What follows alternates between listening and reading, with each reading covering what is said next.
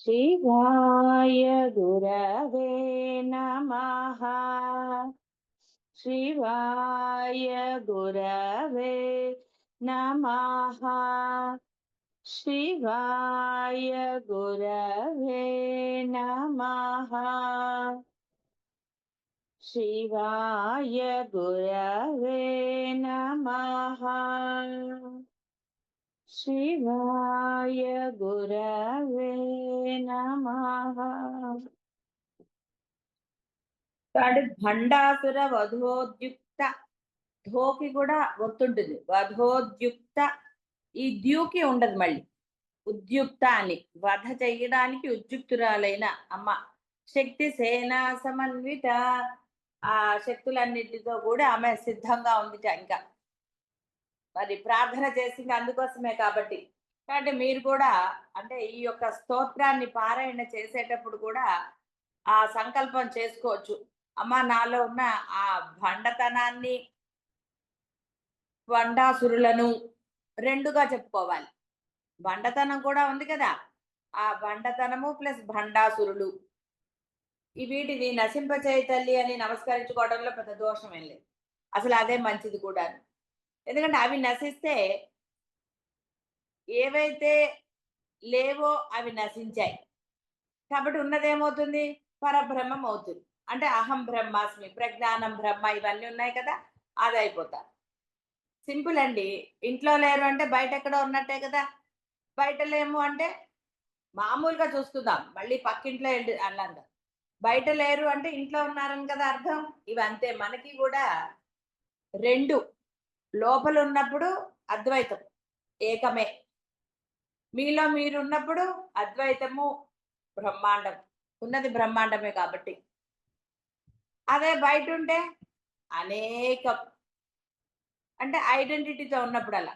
కాబట్టి ఇక్కడ అమ్మ ఇది బాహ్యమైన యుద్ధం కాబట్టి శక్తి సేన సమన్విత అని చెప్పారు. కాబట్టి ఆ అజ్ఞానాన్ని నశింప చేసుకోవాలి. స్థూల శరీరమే నేను అన్న అజ్ఞాన భావనను అసుర సూచకం అని చెప్పారు. అసుర సూచకం అని చెప్పినా మీకే అర్థమవుతుంది కదండి. మీరు నేను అనుకున్నప్పుడే ఈ రాగద్వేషాలు వస్తున్నాయి. చిన్నపిల్లలకి ఎక్కడున్నాయండి రాగద్వేషాలు? వాడికి మీరే ఇప్పుడు సంవత్సరం దాటిన పిల్లల నుంచి అనుకుందాం, మాటలు వచ్చాక నీది, నువ్వు ఫలానా, ఇవన్నీ వాడికి మీరు చెప్పిన తర్వాత వాడు మొదలవుతుంది. నాది నేను ఎవరికి ఇవ్వను అంటాడు. మళ్ళీ వాడికి ఇది చేయాలి చెప్తారు కదా, మరి ఇది నీది నీది నీది అని వాడికి చిన్నప్పటి నుంచే చెప్తున్నారు. అలా కాబట్టి అలా అవుతుంది. అంటే వాడికి నేను స్ఫురణ కలిగింది. నేను స్ఫురణ కలగనంత వరకు వాడికి ఏ గోళ లేదు అసలు. వాడు దేని గురించి వాడికి ఏం చింత లేదు, ఏదీ లేదు. ఆ నేను తోటి వాడికి ఇహ మొదలైంది. అజ్ఞానం అంటే ఏంటండి? బాధే, ఏడుపులే, అయ్యో అనేసి. అసలు నీకంటూ ఏదన్నా ఉందా? ఉన్నదే ఆ పరబ్రహ్మందే, అంతే. మనకి చాలా సార్లు అద్వైత బోధనలో కానివ్వండి ఎక్కడైనా ఏమొస్తుందంటే, ఒక వినాయకుడిని బెల్లపు దాంతో చేశారు. ఆయనకి నైవేద్యం పెట్టాల్సి వచ్చింది. అక్కడెక్కడా లేదని మళ్ళీ ఆయనలోంచే ఒక గిల్లి ఆయనకి నైవేద్యం పెట్టారు. చూడండి. అంటే ఇంక వేరే బెల్లం లేదు. కాబట్టి ఏం చేశారట, ఆ వినాయకుడిని చేసిన బెల్లంలోంచి తీసి ఆయనకు పెట్టారు. ఎలా ఉంటుందండి మరి? అలాగే ఉంది ఇప్పుడు మన అంటే ఈ బ్రహ్మాండం అంతా కూడా మీరు ఆరాధించే అమ్మ కావచ్చు, శివుడు, విఘ్నేశ్వరుడు, ఎవరైనా కావచ్చు, అన్ని వాళ్ళవే, మీతో సహా వాళ్ళవే. అయితే ఇక్కడ పెట్టద్దు అనటం లేదు. నాది అన్న అహంకారంతో పెట్టకండి. నాది అన్న అహంకారంతో చేయకండి. నేను మాత్రమే చేయగలుగుతున్నాను అలాంటి అభిప్రాయాలు, కర్తృత్వము అన్నారు. ఐ డిడ్ ఇట్, డిడ్ లేవు అక్కడ. అలా ఏం లేకుండా గనక మీరు స్వామి నాకు లభించిన దాన్ని నువ్వు ఇచ్చిందే, నువ్వు ఇది ఇచ్చావు కాబట్టి నీకు అదే సమర్పణ చేస్తా. ఒక మహాభక్తుడికి అంటే బాలాద్రిపుర సుందరి కథ తెలిసిన వాళ్ళకి, ఆయన చాలా గొప్ప. ఎప్పుడు అమ్మవారిని అమ్మ నాకు ఐశ్వర్యం ఇవ్వమని ప్రార్థన చేయలేదు. ఆఖరికి అంటే అమ్మ ఎంత పరీక్ష పెట్టింది అంటే ఇదంతా కూడా పరీక్ష పెట్టింది అనేది ఒక మాట మనం చెప్పుకోవడానికి. అంటే ఒక భక్తి అనేది ఎలా ఉండాలో మీకు చెప్పటం జరుగుతుంది ఆ వాటిల్లో. అంతేగాని అమ్మవారు ఎందుకు కష్టపెడుతుందండి తన భక్తులని? ఇక్కడ అర్థం ఏంటంటే ఆ భక్తుడు ఏం కష్టపడలేదు. మనసా వాచా కర్మణ నమ్మాడు. కాబట్టి ఉన్నది లేదు అనే ధ్యాస లేదతనికి. కానీ మనం ఏం చేస్తున్నాం, చూసేవాళ్ళం, కథలు చెప్పుకునేవాళ్ళం, అయ్యో ఎంత కష్టపడ్డాడు, అమ్మని నమ్ముకుంటే కష్టాలు, అది నమ్ముకుంటే కష్టాలు, ఇలా రకరకాలుగా మనం కాదు. వారికి అసలు దాంతో సంబంధమే లేదు, ఉన్నది అమ్మ అనుకున్నారు. ఆయనకి ఆఖరికి పూజ చేసిన తర్వాత ఆవిడకి నైవేద్యం పెట్టడానికి కూడా ఆయన దగ్గర ఏమీ లేకుండా పరిస్థితి. అయినా కూడా ఆయన ఎప్పుడు ఏడవలేదు, అమ్మవారిని తిట్టలేదు. ఉద్ధరణితోటే నీరు పెట్టి, అమ్మా ఇది మాత్రమే నాకు లభించిన తల్లి, ఇగో ఇదే నీకు సమర్పిస్తున్నాను అన్నాడు ఆయన. అంతే తప్ప ఏమిటమ్మా అని ఆవిడని తిట్టలేదు, ఏది చేయలేదు. అది భక్తి పరాకాష్ఠ. భక్తి అంటే అలా ఉండాలి. అంతేగాని ఏదో చేసేసి అధర్మంగాని ఇంకోటో ఇంకోటో చేసి పెట్టడం కాదు ఇక్కడ. అది మనం తెలుసుకోవాల్సి. భక్తులవి కథలు చదువుతారు, ఎన్ని కష్టాలు పడ్డారండి, ఒక మైండ్ ఫిక్స్ అయిపోతుంది. భక్తి ఎక్కువైపోతే కష్టాలు పడతారు. ఎందుకంటే మనకు అన్ని భక్తి అని, నువ్వు అక్కడ ఆ భక్తిని చూడరా. కష్టం అంటే ఆయన చెప్పాడని నీకు కష్టమని. కష్టం అని చెప్పిన వాడు భక్తుడు అవుతాడని నీకు మళ్ళీ నీకు తెలుస్తుంది ఆ కథ. తెలియదు. రంతిదేవుడు ఆ ఒక పక్షి వచ్చో ఏదో ఒకటి ఆకలేస్తుందంటే తన శరీరంలోంచి మాంసం తీసి ఇవ్వగలిగాడు అంటే అర్థం ఏంటి? అక్కడ మనం చూడవలసింది ఏదో అతని ఇది అదే అంటే, ఒక తన దగ్గరికి వచ్చి ఆకలి అని అడిగిన వారికి ఏదో ఒకటి ఇవ్వాలి.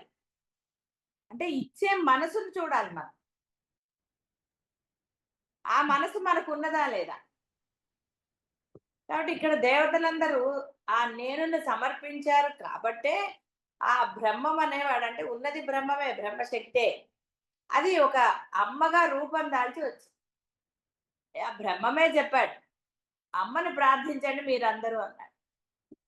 ఆకాశవాణి అంటాం మనం. ఆకాశవాణి అంటే మన రేడియో అంటాం. మనకి ఇక భాగవత భారతాల వాటిలో ఆకాశవాణి పలికిందంటారు.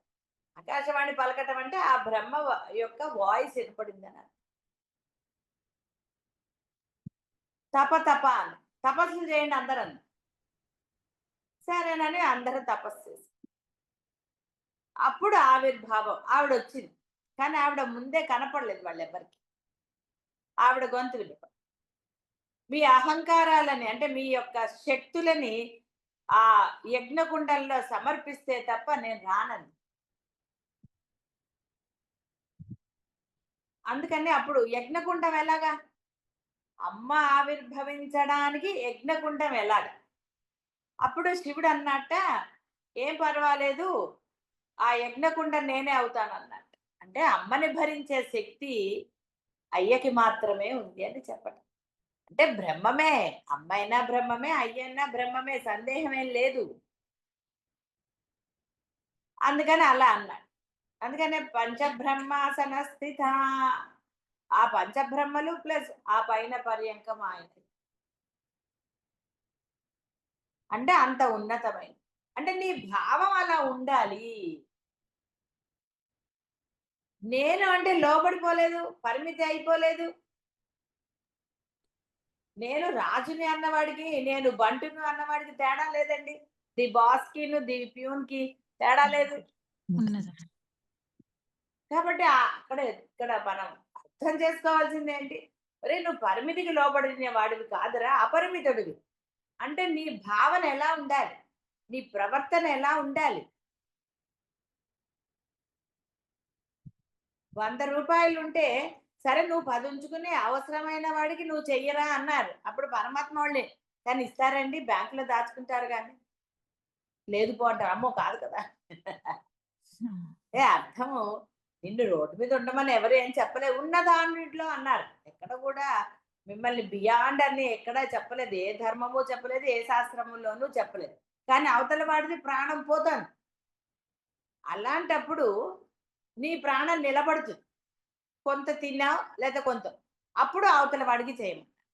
అసలు ఆ అవకాశం కూడా పరమేశ్వరుడు ఇచ్చినప్పుడే నీకు లభిస్తుంది తప్ప లేకపోతే నీ దగ్గరికి ఎందుకు వస్తారండి ఎవరైనా. అందులో ఇప్పుడైతే ఈ అపార్ట్మెంట్లకు వచ్చాక లేకపోతే వేరే వచ్చాక అసలు సరే అవన్నీ వేరే విషయాలు. కాబట్టి అజ్ఞానాన్ని నశింపచేస్తుంది. అంటే ఈ నేను అనే ఈ కర్తృత్వ భావన, నాది అనే అహంకారం ఇవి నశించినప్పుడే ఆవిడ శక్తి సేన సమన్విత తన శక్తులతో వచ్చి మీలో ఉన్న ఆ బండతనాన్ని అనండి, భండాసురులను ఆసురులను నశింపచేస్తుంది. మీలో ఆ పరివర్తన రావాలి. సంపత్కరీ సమారూఢ సింధుర వ్రజ సేవిత. ఈ దీర్ఘాలు ఇవన్నీ పెట్టవలసిందే. సంపత్కరీ అయితే కలిపే చదవాలి, గ్యాప్ ఇవ్వకూడదని అని అన్నాను. అందులో ఏం సందేహం లేదు. కానీ వయసుతో అనండి, లేదా కొంత దీర్ఘాలు అంటే తెలుగు అలవాటు లేక, సంస్కృతం అలవాటు లేక కొంతమందికి ప్రాబ్లం ఉంటుంది. అలానే తప్పులు చదవక్కర్లే. ఒక్క నిమిషం గ్యాప్ ఇస్తే అమ్మవారు ఏం పారిపోదు.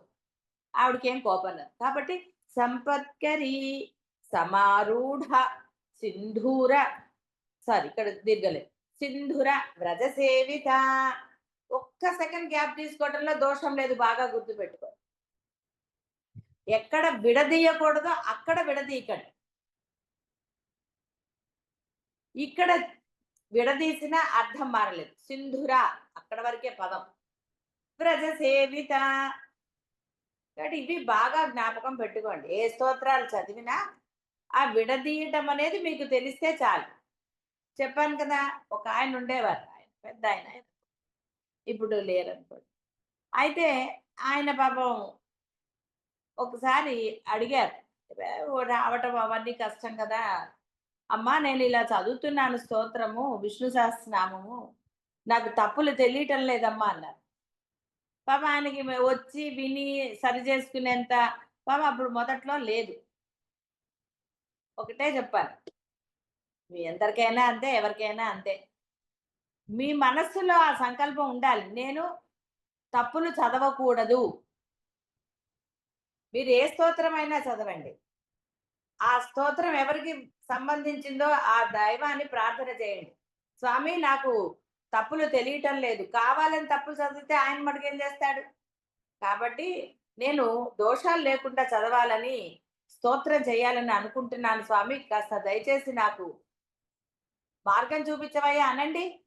మార్గం ఆయనకు అలాగే అయింది. ఆయనకి ఒకసారి ఆయన కొన్ని పదాలు అలా ఉన్నాయి కదా, సరే టీవీలో కూడా కొంతమంది చదివే స్తోత్రాలు కరెక్ట్ గా ఉంటాయి, మీరు అందరివి వినేసి కరెక్షన్ చేసుకోకండి. చాలా మంది చదివినవి అంటే ఇప్పుడు రికార్డింగ్ పెడుతూ ఉంటారు కదా, వాటిలో చాలా దోషాలు ఉన్నాయి. లలిత సహస్రనామం కావచ్చు, విష్ణు సహస్రనామం కావచ్చు. కానీ ఈ సంకల్పం మీ మనసులో దృఢంగా ఉన్నప్పుడు దోషాలని సరిచేసే బాధ్యత వహామి అహం అన్నారు కదా, అలా ఆయన కరెక్షన్ చేసుకున్నారు. తర్వాత చెప్పారనమాట, ఆయన చెప్పింది లేకపోతే నాకెలా తెలుస్తుంది. సో ఆయన అలా చెప్పారు, అమ్మా నేను కరెక్షన్ చేసుకోగలిగాను. అది అంటే మీ సంకల్పం దృఢంగా ఉండాలి. ఉన్నప్పుడు ఈ దోషాలన్నీ కూడా నివృత్తి అవుతాయి. మార్గం ఆవిడే. సంపత్కరితో కూడి అధిరోహించబడిన గజ సైన్యములచే సేవించు. ఇక ఇక్కడ ఆవిడ యొక్క సైన్యాలు, సంపత్కరి అనే ఒక సైన్యాధికారానండి, ఇంకోటి గజ సైన్యం ఇది. లలితా పరమేశ అంటే అక్కడ సంపత్కరి నామదేవి, పరమేశ్వరి యొక్క అంకుశాయుధము నుండి కలిగిన సంపత్కరీ దేవి రణకోలాహలమను గజమును అధిరోహించి గజ సైన్య పరివృతయే పరమేశ్వరుని సేవిస్తుంది. గజములందు సింధుర గజములని, భద్ర గజములని, మంద్ర గజములని, మృగ గజములని చాలా రకాలు ఉన్నాయిట. సరే మనకు అవన్నీ అక్కర్లేదు. అయితే అమ్మ యొక్క ఈ యొక్క ఆవిడ ధరించింది కదా, ఆవిడ అంకుశం అనే ఆయుధాన్ని ధరించింది కదా. అంకుశం అనగానే ఇదే కొసలు అలా అని ఏం లేదండి, అంకుశం అనేది చాలా మృదువుగా ఉంది ఆవిడ దగ్గర. కాబట్టి ఆ యొక్క మామూలుగా అంకుశాన్ని గజం మీద కూర్చునే వాళ్ళు అంటే గజాన్ని కంట్రోల్ చేయాలంటే అంకుశంతో అక్కడెక్కడో దాన్ని పొడుస్తారు. పొడవటం అంటే ఏదో దానికి ఇదవుతుందంట, జస్ట్ అక్కడ ప్రెస్ చేస్తారనమాట, అప్పుడు అది మాట వింటుందని. కాబట్టి అంకుశాన్ని నుంచి వచ్చింది ఆవిడ, ఆ సంపత్కరిదేవి. ఆవిడ గజ సైన్యాన్ని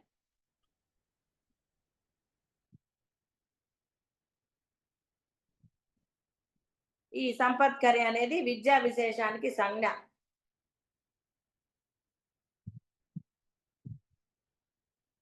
సుఖ సంపత్తులతో కూడిన చిత్తవృత్తులు సంపత్కరి సంజ్ఞ కలవు. మనస్సను పరమేశ్వరి వీటిని అధిరోహించి శబ్దాది విషయ సమూహములు అను గజములచే సేవించబడుతోంది. మనస్సును ముఖ్య ప్రాణమున లయింపజేసి తురీయ స్థితిని చెంది ఉండుటయే సంపత్కరి విద్య అని తెలుసుకోవాలి. అందుకని ఇక్కడ సంపత్కరి అంటే విద్య అని చెప్పారు. అంటే అర్థం అసలైనది.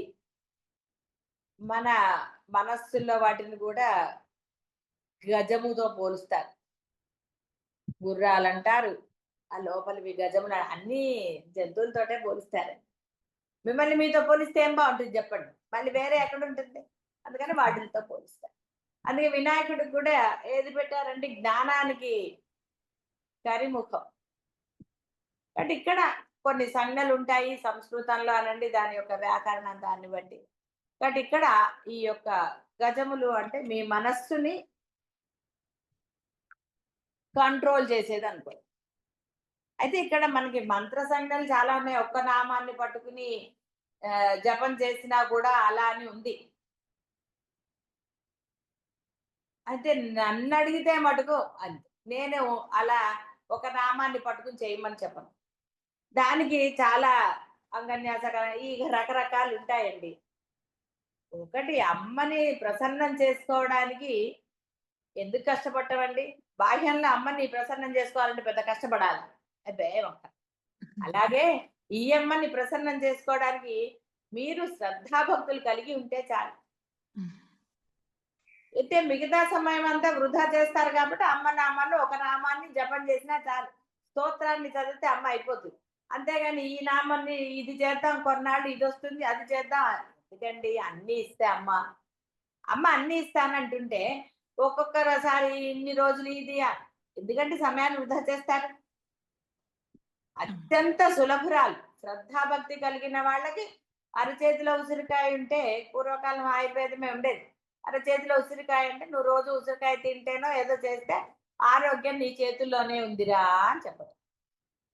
తర్వాత ఇంగ్లీష్ అదంతా వచ్చాక యాపిల్, ఉసిరికాయ కాస్త యాపిల్ అయింది.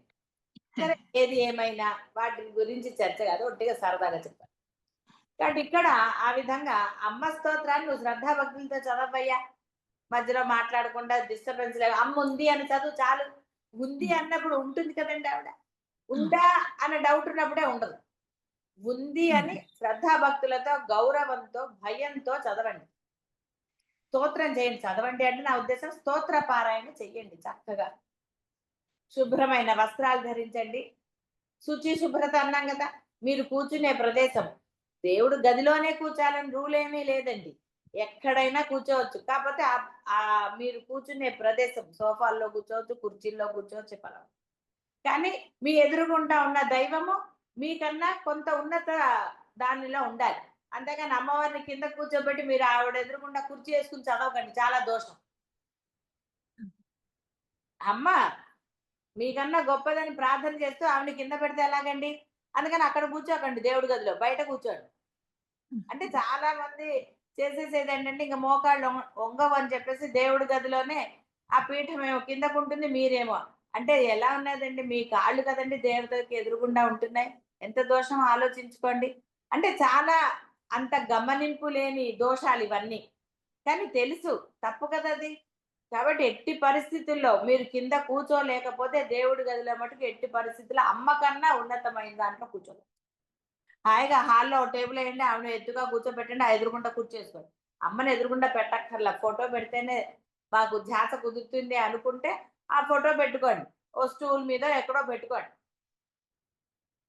మీకన్నా ఉన్నతంగా ఉండాలి, మీ కుర్చీ కన్నా. అందుకనే ఉన్నతమైన వాళ్ళకి వేస్తాం కదండి సపరేట్గా, అలా ఉండాలి. అంతేగాని వారికన్నా ఉన్నతంగా కూర్చోరు.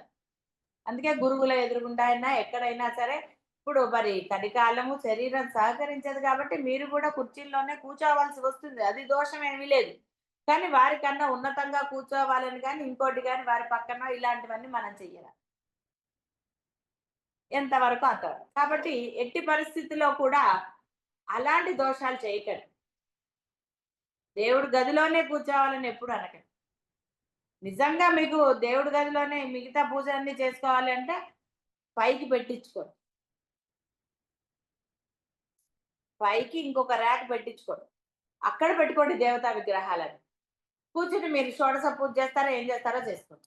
కానీ ఎట్టి పరిస్థితుల్లో కూడా ఆ అమ్మ యొక్క పీఠం కన్నా మీ పీఠం ఎత్తుగా ఉండటానికి వీల్లేదు గాక వీల్లేదు. అమ్మకి మీరు కనపడుతున్నారా ఒకసారి ఆలోచించండి. అమ్మ పటం ఏం చూస్తుందని మీ కాళ్ళని చూస్తుంది. మనం అమ్మ పాదాలను ఆశ్రయించాలి కానీ అమ్మ మన కాళ్ళని చూస్తే మీకు ఎలా చేస్తుందండి? చేయకూడదు. అందుకని ఎట్టి పరిస్థితిలో చేయకండి. మీ అమ్మ ఏమో అనటంలో మిమ్మల్ని కిందే కూర్చోాల్సింది ఎట్టాట అనలేదు ఆవిడ. పర్వాలేదురా లేరా, నీ శరీరం సహకరించకపోయినా నువ్వు నాకు ఇచ్చేస్తున్నావు కాబట్టి పర్వాలా. మనకి ఈ సంజ్ఞ ఉండాలి. స్కూల్లో టీచర్ కన్నా ఎక్కువ మీరు ఉంటారండి. ఇప్పుడేంటో ఎలా ఉంటాయి కానీ పూర్వకాలం అంటే మేము చదువుకునేటప్పుడైనా ఆ టీచర్ ఉన్నదానికి గట్టు ఉండేది. ఆ గట్టు మీదకి చైర్ అట్లా ఉండేది. ఈ టేబుల్స్ అన్ని బెంచీలే కాలేజీలోకి వచ్చినా కూడా సమానంగా ఉండేది కాదు. అక్కడ వాళ్ళ ప్లేస్ కి ఆ టేబుల్ కుర్చీకి ఒక గట్టు ఉండేది. మరి ఇప్పుడు స్కూళ్ళల్లో ఏం చేస్తున్నారో మనకు తెలియదు. అంటే ఉన్నతం ఉండాలి. వారు నీకు గురువుల స్థానంలో ఉన్నారు. గురువులు ఉన్నత స్థానం. మరి గురువులకే ఉన్నత స్థానం ఇచ్చినప్పుడు ఆరాధించే దైవం అండి. అందుకని ఇలాంటి చిన్న దోషాలు చేసుకోకండి. ఇవి మనం పరిష్కరించుకోగలిగినవే. లేదంటే అక్కడే కూర్చోవాలి అంటే మటుకు ఇంకో ర్యాకో ఏదో పెట్టించుకుని అలా చేసుకో. అది మంచి పద్ధతి. దానివల్ల మీకే శుభంగా జరుగుతుంది కదా. ఆలోచించకండి. అమ్మ పటము మీ కాళ్ళని చూస్తే ఏమిటండి వస్తుంది? తప్పు కదండి, దోషం కదా. పెద్దపాట వైపు అసలు కాలే చాపకూడదంట. కాళ్ళు కర్మకి సంకేతాలండి. ఎందుకంటే ఇది కూడా గమనించుకో. కాళ్ళు కర్మ. కర్మ చేయాలంటే కాళ్ళు కావాలి కదండి, అటు ఇటు నడవడానికి దానికి అన్నిటికీ కూడా. అందుకనే ఒకరి చెప్పులు ఒకరు ధరించకూడదు అంటారు. వేరే వాళ్ళ చెప్పులు ఎప్పుడు ధరించదు. ఆ చెప్పులకి ఆ కర్మ అంటుకుని ఉంటుంది. అందువల్ల వేరే వారి చెప్పులు ఎప్పుడు ధరించకండి. వాళ్ళ అమ్మలైనా ఇంకోళ్ళైనా ఏ బంధమైనా సరే. ఇవన్నీ కొన్ని చెప్తారు. ఇవి శాస్త్రంలో ఉన్నవే. అందుకే ఒకరి బట్టలు కానీ ఏదో అత్యవసరం అయితే తప్ప. అలాగే మీరు సీరియస్ గా ఉండి ఆసుపత్రిలో జాయిన్ అయ్యి మళ్ళీ కుదుటపడి బయటకు వస్తున్నా అంటే డిశ్చార్జ్ అయినప్పుడు కూడా ఆ చెప్పులను ధరించరాదంట. ఆ వస్త్రాలను వదిలేయాలంట. అంటే ఎమర్జెన్సీకి మీరు జాయిన్ అయినప్పుడు ఏవైతే వస్త్రాలు ఉన్నాయో ఆ వస్త్రాలు కానీ ఆ చెప్పులు కానీ మరలా ఇంటికి తీసుకురాకూడదు అంటారు. ఇలా కొన్ని ఉంటాయి. నమ్మేవాడికి నమ్మినట్టు, నమ్మనివాడికి నమ్మనట్టు. దాని గురించి పెద్ద చర్చలు అవసరం లేదు. సందర్భం వచ్చిందని చెప్పడం. ఇలా ఉంటాయి కొన్ని. ట్రాష్ అంటే అన్ని ట్రాషే. చెత్త అంటే అంతా చెత్తే కదండి. అదంతా ట్రాష్ అంటారు. నాకు మొదట్లో అర్థం కాదు. ఇంగ్లీష్ రాదు కదండి నాకు. అందుకని ట్రాష్ అంటే ఫస్ట్ అర్థం కాదు. తర్వాత అర్థమైంది. ట్రాష్ అంటే చెత్త కదా. అది. కాబట్టి నమ్మితే సరే, నమ్మకపోతే సరే, ఏమిటండి ఇందులో. ఎవరిది వాళ్ళదే అనుభవిస్తారు. అందువల్ల ఇక్కడ కొన్ని అలా ఉంటాయి మనకి. కాబట్టి ఆ మనస్సును పరమేశ్వరి అధిరోహించాలి అంటే చెత్త ఉంటే ఎలా వస్తుందండి ఆవిడ? శుభ్రత ఉండాలి కదా. ఇంట్లో అయినా చెత్తలో ఎలా కూర్చుంటామండి? ఇంట్లో కింద ఇదిగా ఉందనుకోండి, ఇక ఎవరో బద్ధకస్తులు బండతనం ఉన్న వాళ్ళు అలా చెత్తల్లో కూర్చోగలుగుతారు. ఎక్కడంటే అక్కడ కూర్చోగలుగుతారు. కానీ కొంత అయినా మనస్సు ఇదిగా ఉందనుకోండి, కష్టపడి తుడుచుకునైనా కూర్చుంటారు కానీ ఎక్కడంటే అక్కడ ఎలా కూర్చుంటారండి? ఎక్కడంటే అక్కడ ఎలా తినేస్తారు? అందుకే ఏం చెప్పారు, మంచాల మీద కూర్చోకూడదు, అక్కడ కూర్చొని తినకూడదు, ఇక్కడ కూర్చొని తినకూడదు అని ఇవన్నీ పెట్టారు. నీ ఆరోగ్యం కోసమే. నీ ఇల్లు సుఖ సంతోషాలతో అంటే ఒక ఇంట్లోకి ప్రవేశించినప్పుడు ఒక శాంతంగా ఆనందంగా ఉండాలి అంటే పరిసరాలన్నీ శుభ్రంగా ఉండాలి కదా అని చెప్పారు. కాబట్టి సంపత్కరి సమారూఢ సింధుర వ్రజ సేవిత. కాబట్టి ఆవిడ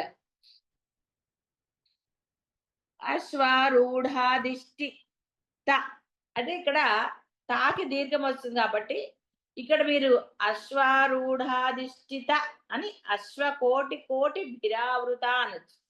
అయితే కోటి కోటి బిహి ఆవృత అనాల్సి వస్తుంది విడదీస్తే. ఒకవేళ మీరు అలా ఎందుకంటే చాలా మంది కోటి కోటి భి రావృత అంటారు. రావృతకి అర్థం లేదు. చదవలేని వాళ్ళు అశ్వారూఢాది ఇక్కడ అధిష్ఠిత అనొచ్చు. లేదా అశ్వారూఢ అధిష్ఠిత అశ్వకోటి కోటి భి అక్కడ విసర్గ పెట్టాలి సంస్కృతంలో. కోటి బిహి ఆవృత అని చదవండి. ఆపేయకండి, చిన్న గ్యాప్ ఇచ్చుకుని చదివేసేయండి. అలా మొత్తం చదవలేకపోతే కాబట్టి ఇక్కడ అశ్వారూఢ రూఢ ఆపేసుకుని ఒక నిమిషం. అశ్వారూఢ అధిష్ఠిత అశ్వ కోటి కోటి బిహి అనాలి. కోటి కోటికి దగ్గర కూడా ఆపకూడదు. కోటి కోటి బిహి కోటి కోటి బిహి ఆవృత రాసుకోండి కావాలంటే. అంతే తప్ప ఇష్టం వచ్చినట్టుగా విడదీయటం కానీ ఈ నామాన్ని అలా చదవకండి. రావృతాకి అర్థం లేదు. తా దగ్గర ఆపుతారు. అశ్వారూఢాధిష్ఠిత స్వకోటి అసలు అర్థమే లేదు. ఆవిడ అధిష్ఠించింది. ఎలా ఉన్నాయి, కోటి కోట్లు ఉన్నాయి ఇట్లా గుర్రాలు. అక్కడ అన్ని అర్థాలు మానేస్తే పాపం ఆవిడ ఎక్కడి నుంచి వస్తుందండి? ఆవిడ సైన్యాన్ని మీరే చిందరవందర చేస్తే ఎలాగా? కాబట్టి అశ్వారూఢ అధిష్ఠిత అశ్వ కోటి కోటి బిహి ఆవృత చిన్న సెకండ్ లాగా చేసి మనం చెప్పచ్చు. అశ్వారూఢ అను పేరు గల దేవతచే ఆధిపత్యం వహించబడిన కోటాను కోట్ల సంఖ్య గల అశ్వ సైన్యముచే పరివేష్టించబడింది. చూసారా, కోటాను కోట్లు. కాబట్టి మీరు కోటి కోటి అని అనేస్తే ఎలాగండి? భిరావృత అన్న అర్థం లేదు. కోటి కోటి భిరావృత అనేస్తారు కొంతమంది. ఆ భిరా అంటే ఏమిటి? నేను చెప్పుకోలేదు విఘ్నేశ్వరుడు దాని గురించి. అలా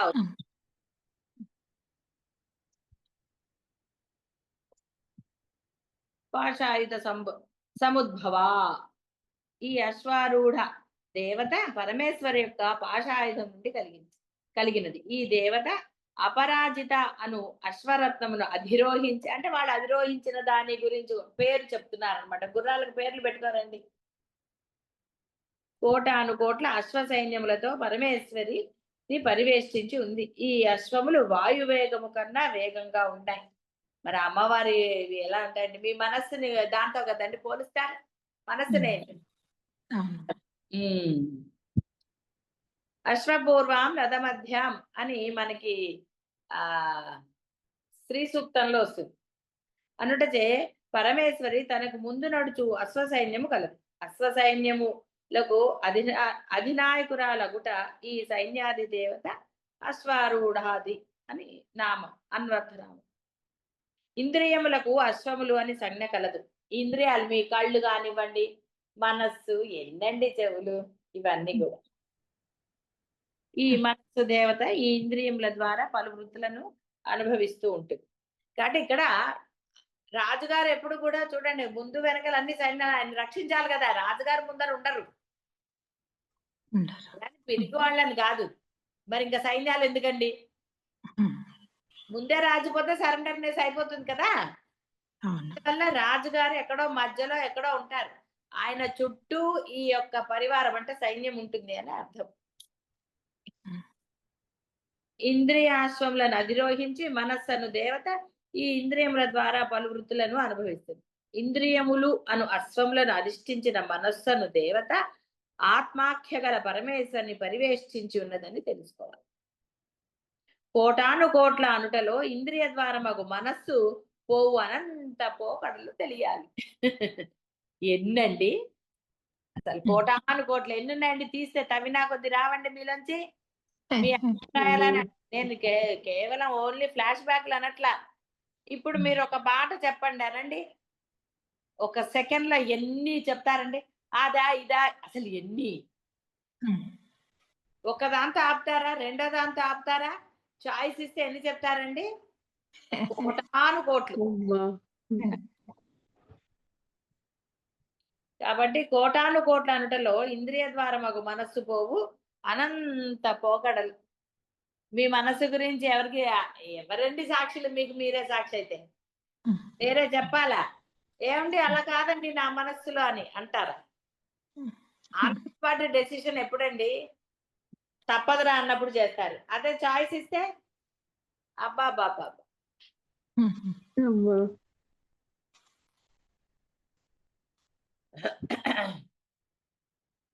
కాబట్టి ఇక్కడ ఇద్దరు గజము అయింది, అశ్వారూఢం అయింది. అంటే అశ్వము మనస్సే. గజం అంటే ఏంటండి? లోపల మీ యొక్క మొండి భావనలు గజం అనుకోండి. గజం ఎలా నడుస్తుందంటే నెమ్మదిగా నడుస్తుంది. పాపం అది పరిగెత్తగలదా? కొన్ని పరిగెత్తాయంటే అంత గుర్రంలాగా అయితే పరిగెత్తదు కదా! లేదు. లేదమ్మా! అది అందుకని ఇవన్నీ మనస్సుల్లో ఉన్నవే. మనస్సుతోటే పోలుస్తారు. అందుకనే మనస్సులో పెట్టుకోరండి కొన్ని మొండి భావనలు. కొంచెం చూద్దాంలే. సరే చూద్దాం అంటారండి. ఇలాంటివే. ఈ గజానికి ఉన్న ఇంకొక అంటే ఒక లక్షణం ఎలా ఉంటుందంటే అది ఆ నీరులో దిగి స్నానం చేస్తుంది తొండంతోటి. బయటికి రాగానే మళ్ళీ చెత్త అంతా వేసుకుంటుంది. చూసారా ఇదే. అందుకని ఒక్క క్షణంలో మనసు అబ్బా అంటుంది. తర్వాత మళ్ళీ చెత్తేస్తుంది. కానీ ఎక్కడ ఏం లేవండి. శంకరులు చెప్పింది అంతే. లోపలే ఉన్నాయి. భండాసురులు ఎక్కడో లేరు. మన ఈ స్తోత్రాన్ని పారాయణ చేస్తే ఆ యొక్క అసురులు నశించాలి. నశించకుండా ఎన్నిసార్లు పారాయణ చేసేవాడికి ఏం లాభం అండి? అందుకని కోరికలు కోరక్కర్లా. మీ కోరికలు ఆవిడ తీరుస్తుంది. నీకెందుకు కంగారు? చక్కగా హాయిగా స్థిరంగా ఉండండి. పిల్లలు చూడండి, తల్లి ఉందనుకోండి, ఎక్కడన్నా ఇది చేస్తారా? చెయ్యరు కదా! హాయిగా ఎంత చక్కగా ఉంటారు వాళ్ళు. అంటే స్థిరంగా ఉంటారు కదా! చక్కగా ఉండాలి. సరే మళ్ళీ రెండోది నేను మీకు ఎందుకంటే మళ్ళీ ఇంకొకటి అంటే మళ్ళీ మనము ఎక్కువ ఉంది కాబట్టి రేపు చెప్పుకుందాం. శుభం భూయాలు.